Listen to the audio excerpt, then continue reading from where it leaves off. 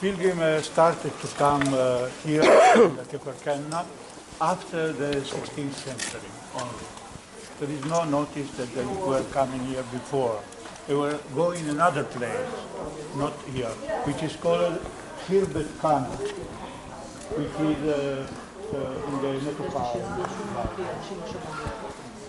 Yes.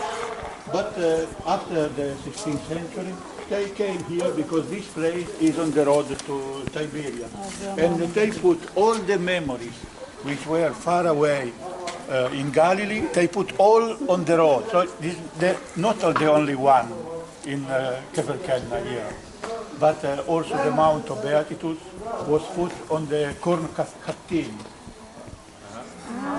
And the place of the multiplication, which is on the seaside, was put on top of the mountain. And Capharnaum was put in Tiberias. Because for them it was impossible to go on to the other places in that time. They were far away from the main road. And there were no security to go there, and it was too difficult, probably because of that.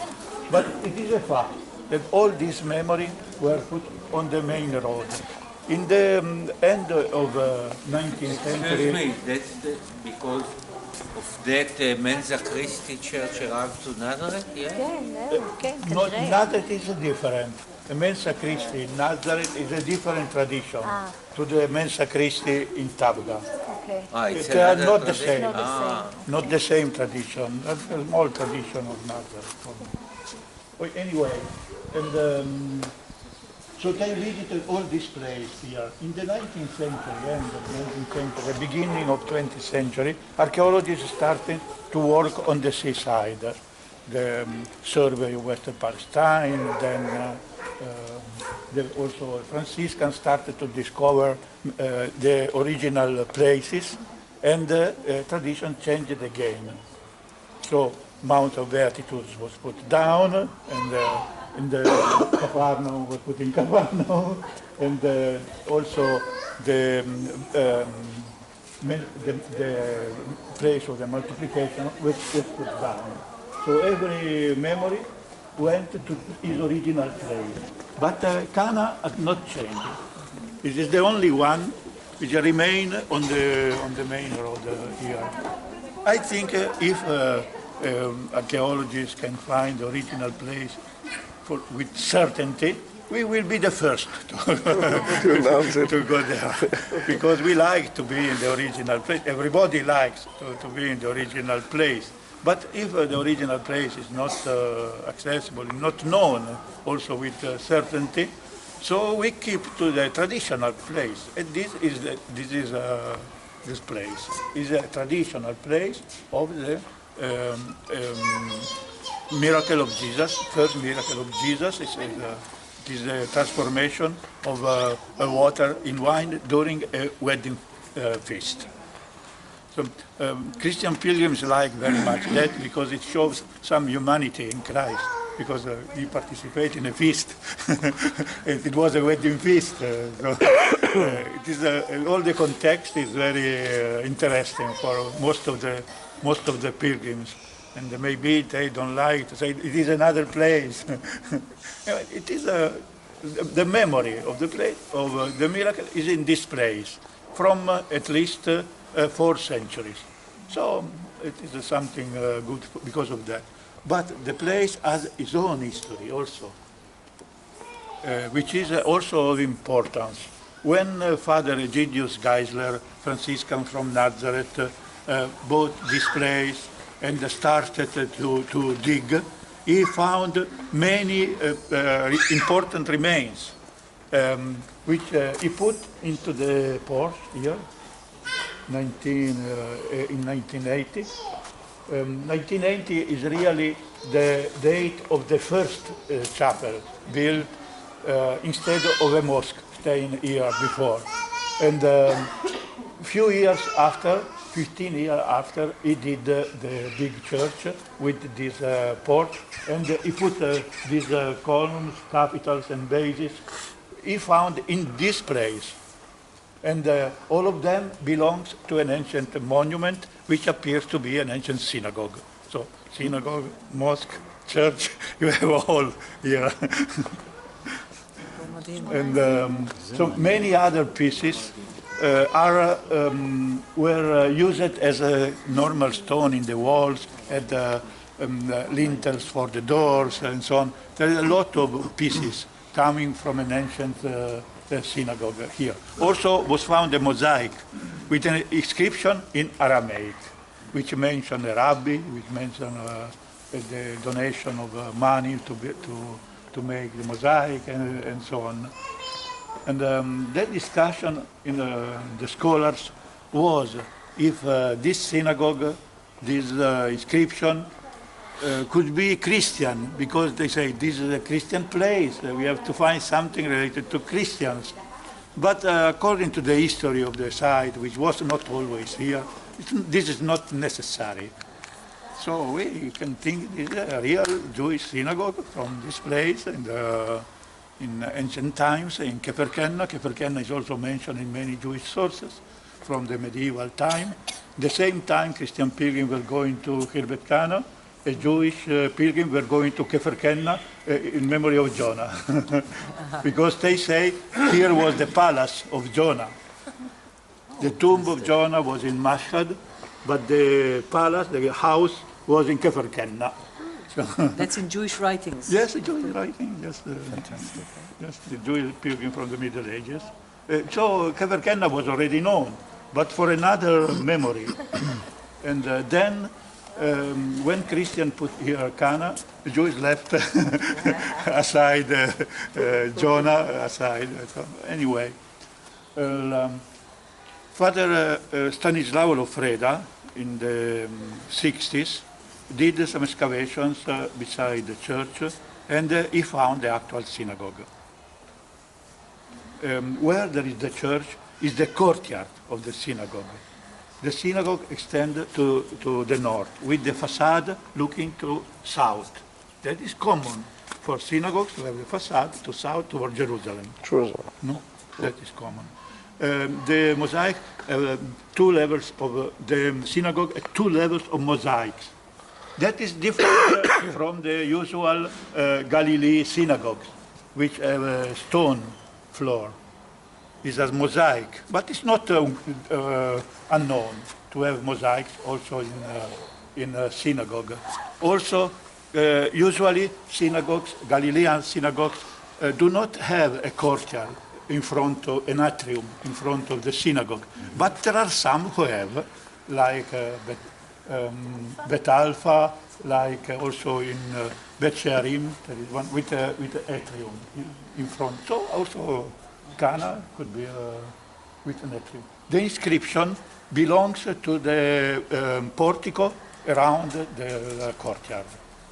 Now, we did a little excavation in 1999 when we restored the church. I was in charge of this, and we understood that the inscription is in the courtyard, because we found the basis for the other pillars of the portico, so we know exactly the shape of the portico. Father Lofreda just found the beginning of the synagogue and the beginning of the atrium. The synagogue extends under the other houses of Keferkenna, so it extends outside of our property. It's synagogue from the Byzantine period, or? So the dating should be about the 4th, 5th century. Galilean. Should be like that, according also to excavation, to what was found beneath. And it is built on a place which was previously in ruins, ruins of houses. Houses. Houses. So we found in a small place where we went deeper, we found these houses. And the houses were used till the revolt, Jewish revolt, about in the 1st century, and then were destroyed. Only in the 4th century was built a synagogue on top of them. Why was built a synagogue? This seems a little strange because We don't know exactly if a village was around here. It looks like the village was in another hill, which is in front here, which is called Carmeras. But anyway, the synagogue is clear. It is here, and all the houses everywhere. It is difficult to know what is beneath. Also, if they found something, they try to say nothing because it is dangerous for them to find antiquities under the houses. So they say nothing. But we found, so we know that there is a synagogue going in this direction, and a huge synagogue, not a small one. And where are the mosaics? The mosaics are, some of them are in place, some of them were taken away, some of them are here, I will show you in the passage, and some of them are in Capernaum, because the same archaeologist who did Capernaum also was collaborating with Father Lofreda here, Father Corbo, and he did the work on the mosaics. So in Capernaum there is the main piece of mosaic from the synagogue, which is about 4 meters by 5 meters, a big one. And here there are 2 other pieces, 1 meter by 2 meters about here, which were one on top of the other. It means 2 levels of mosaic floor for the same building. One earlier, one later. Yeah, I will show you when we go there. Father, can you repeat the times of digging and the times of building of the the church? digging was made in 68. 1968. 1968, yes. The first by Father Stanislao Lofreda. And then my digging was done in 1997, when the church was restored. Before, the church was divided in 2. The first level, like today, and the second level was higher, like in St. Joseph. Was higher to have a space for a crypt, because the crypt was thought to be, because it was lower, the ancient place. And in the crypt, Father Egidius Geisler found a big stone jar, very big, a huge vase in stone. And he thought that could have been one of the stone vessels which are mentioned in the Gospel. The Gospel mentions 6 stone vessels and with water, which was made into wine after. So he thought one of these could have been this one. But if one understands correctly, this kind of vase is not a vase for water, it is a vase for oil. And also in the excavation it was clear that it belonged to a flat floor for the work of the oil press, and the oil was flowing into this jar, and if there was too much oil, there was another small basin beside. So we're going to see it now. Yes, yes. In the restoration, only the big stone vessel was kept, and not the complete structure of the. That it was my main chagrin, because now you cannot understand. If you see only the stone vessel, you understand nothing. You have because it was found the complete installation. Of an olive press. Yeah, of the olive press. So the installation was from the 1st century. Installation from the fragment of vases found there. From the houses Let's go that were The same as the houses. Yes, the same. the same time before. The same time of the houses, but the big jar of stone is exactly in the middle of the church, because the church was built because of this place, and erroneously, because it was not משהו שמענו, a place